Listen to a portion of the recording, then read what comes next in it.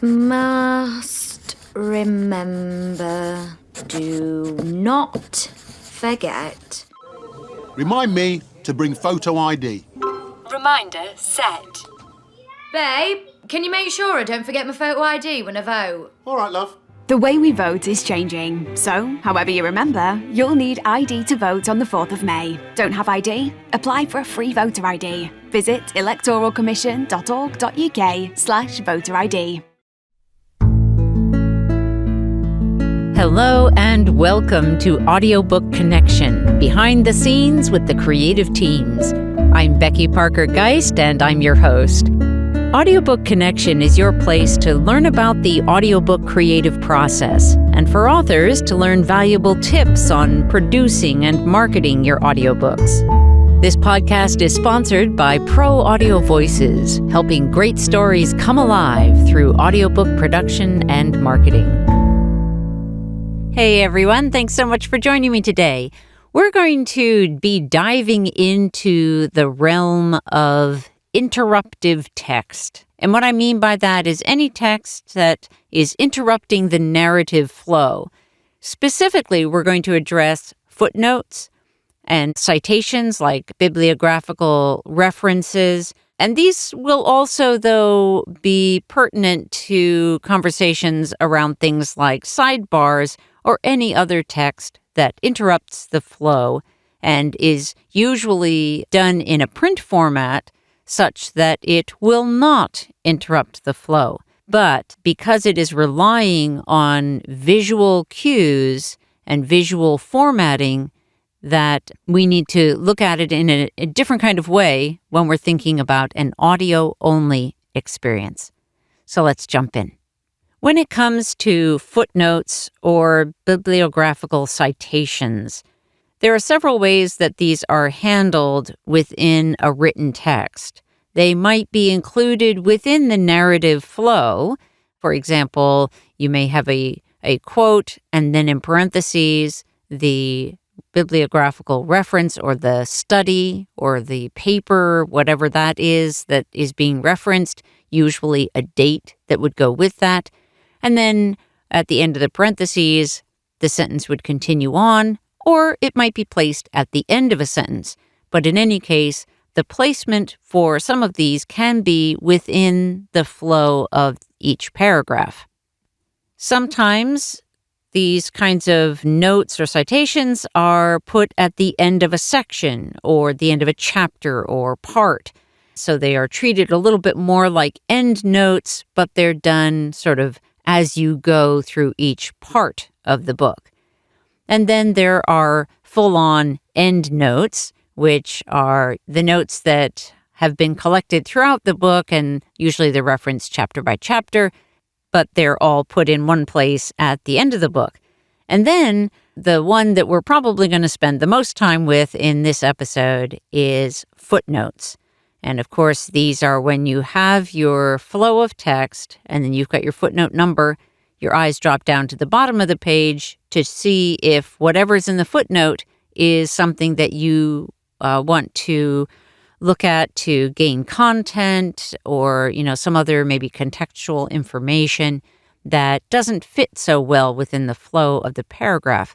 And that, of course, is the reason that the author has put that text in a footnote instead of in the narrative flow. So there are several different ways that this information is handled in a written text. And the information that is contained within these different footnotes, if you will, but I'm really referencing any interruptive text like footnotes, is what kind of content is included. We're especially going to be addressing when there is content that is of value to the listener or the reader at the moment, which is often why a footnote is treated as a footnote rather than an end note. If it's all just bibliographical information, most people don't feel the need to reference that in the moment. You may, of course, have an exception where you've got a very scholarly person who is diving deep into the material and wants to know exactly which authors or which studies or which time frame even that you're referencing as context for whatever point you're making. But for the most part, most listeners of audiobooks are not going to be really interested in the bibliographical information or citations in the context of the audiobook. So primarily here, we're going to address the moments when the content in a footnote makes a difference, when it matters. And when I say that, I mean when it matters to the listener so that they may be getting additional important context or information that may color the way that they understand the main narrative text. And then from this point, working with material where the content matters, there are two additional avenues of understanding in terms of what needs to be figured out. And the first of those is where to place that extra information. And the second is how to place that information. I'm going to use sidebars as an example here for the where placement, because they're a little easier to picture and to, I think, mentally grasp. With a sidebar, in the visual printed text, you're going to see it off to the side, obviously. That's why it's called the sidebar. But when we choose to let our eyes go to that place is up to us as readers, right? The placement in the layout of the print book is important. And so when somebody is doing that print layout, they're going to be factoring in when the reader needs to know that that information is there and wants to access that information. There are books, of course, that are where they don't pay enough attention to that. And then you have a situation where you have a sidebar that is maybe misplaced. It's put in a place where the reader may come to it later than is helpful to them. And that can be a little bit annoying, but we're going to assume that we've got a good placement in the print text for now, and think about how that works in the audio context. Coming back to where do we place that? Where do we decide that it goes? Well, many times it's all going to depend on two things mainly: the content within the sidebar itself, and the second is the flow of the text, the main narrative text, and where and the decision really is where is that ideal place to put this additional information. Oftentimes, with a sidebar, if there is a subheading and it's within the context of that subheading, then you would want that sidebar visually placed there, and it would make sense for it to be also placed there within the audiobook. Now, sometimes the best placement is at the end and treating it as if it's another subheading. That is often the case. And that's a kind of a good starting place if you're trying to figure out where to put your sidebars in the flow of the audio. However, there are times when the author is making a point within the subheading, and really the placement of that sidebar is going to be better within somewhere in the middle of the subheading, or subsection, I should say. What you want to keep in mind is, from the listener's perspective, you don't want them to get lost, right?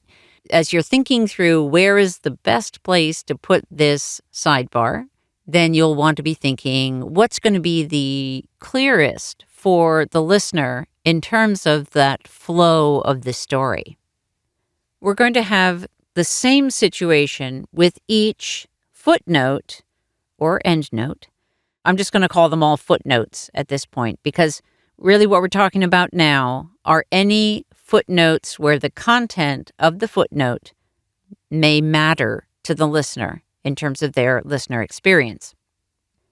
And before we dive fully into the rabbit hole of how to place those footnotes into your audiobook, I want to address the question of, do we have to do all or none? Is it a situation where that kind of consistency is going to be really important? Or, on the other hand, do we want to be selective about the footnotes that are going to be included with the idea that the listener's experience of the flow of the story or the text is going to be much better if it is interrupted less often? I'll address that question right after our short pause, and we'll also get into the hows of how to insert meaningful, important footnotes in your audiobook. Let's take a short pause. We'll be right back. Frustrated by the royalty rates for your audiobook?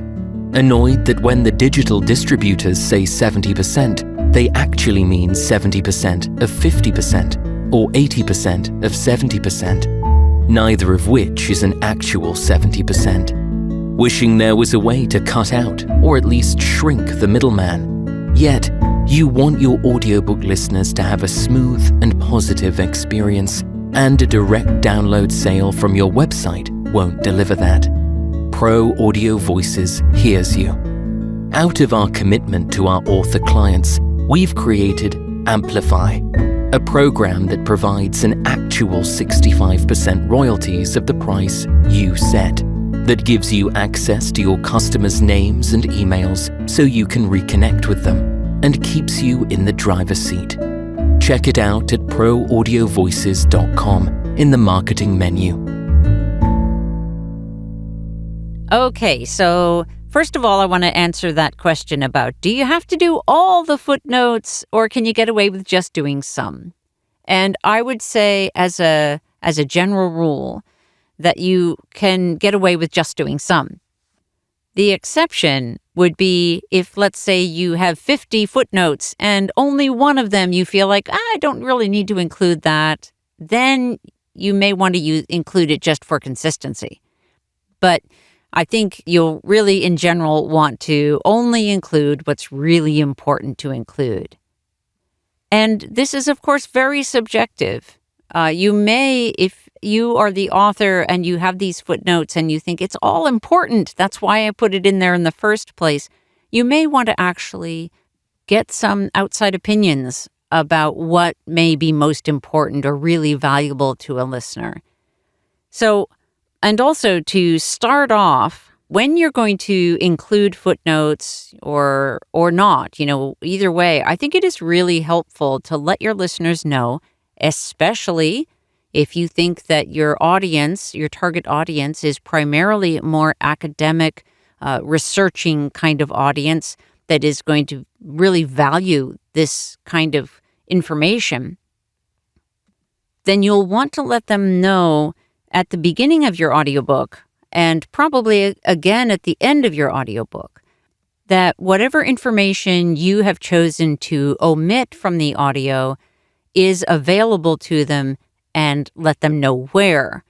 So it may be that you're choosing to put that on your website. I highly recommend that because anytime that we can draw people to our websites, it gives them a way to continue to engage with us, to learn more about what we have to offer, and that is great for everyone involved.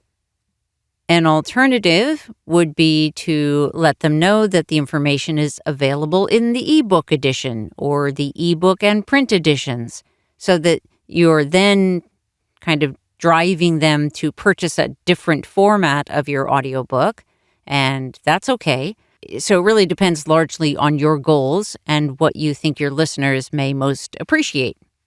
One thing I will say is that having somebody purchase one format of your book and then say, oh, well, you don't get this information free or as part of your purchase, but you have to buy one of the other formats of my book in order to get that information, feels a little bit not very nice. For multiple reasons, I encourage authors to direct their listeners to their websites for any information that they're going to omit from the audiobook. Okay, now, once you have determined what information you definitely need to include, And I just want to highlight one last little thing, and that is that if you have a footnote where you really only need to include part of it, that's cool too. It's okay to trim it down, because remember that any time that you're going to interrupt your narrative flow, the story flow, that it's not optimal. So you're going to be looking at where to place the information. You're going to be trying to minimize how many interruptions there are. But if you are going to do footnotes, then you really want to hone in on what is that critical, most important information so you can minimize the number of interruptions.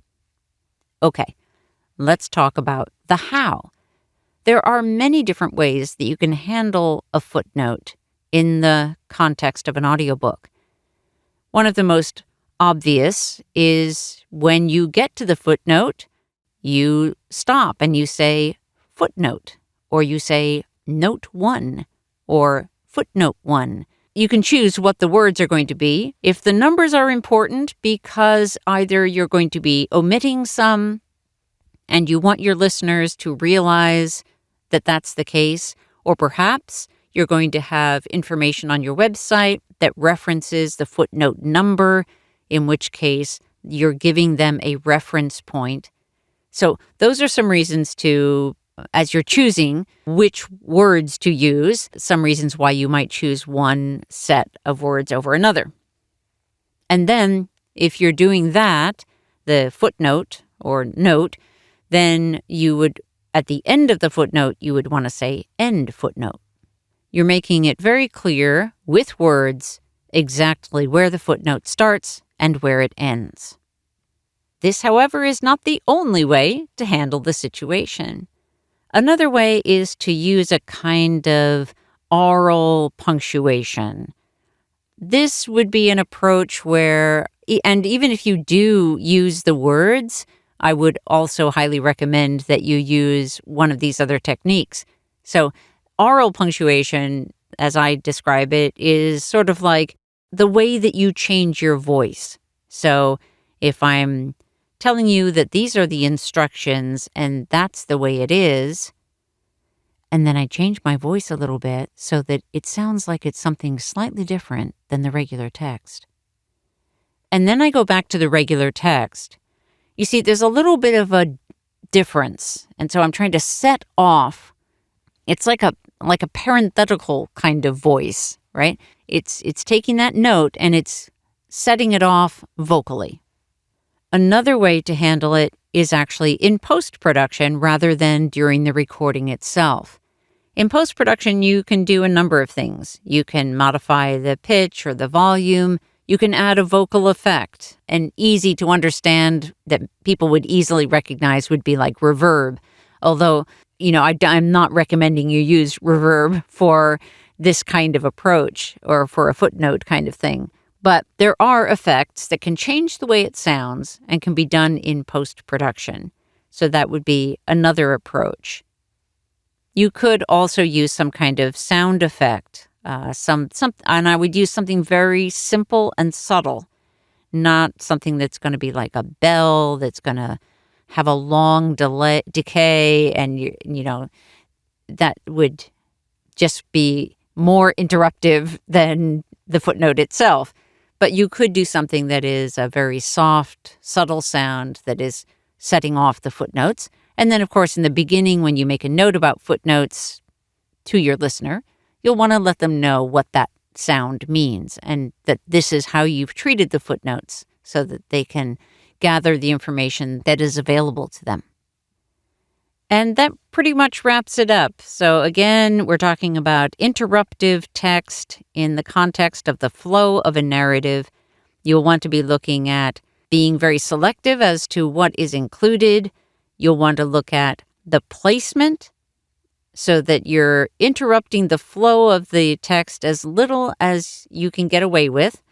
And always, always, always considering your listener's experience and trying to make that the very best that it can be. I hope that this has been helpful to you. If there are other elements of pre-production or production that you have questions about, please do reach out to us at proaudiovoices.com. We're here to support you and help authors to succeed in the audiobook world. Thanks so much for being with me today. Thanks for joining us for Audiobook Connection, behind the scenes with the creative teams.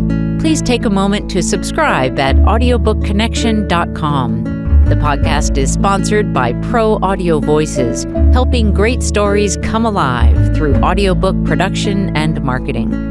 Learn more at proaudiovoices.com. Again, thanks for being with us, and please join us next week.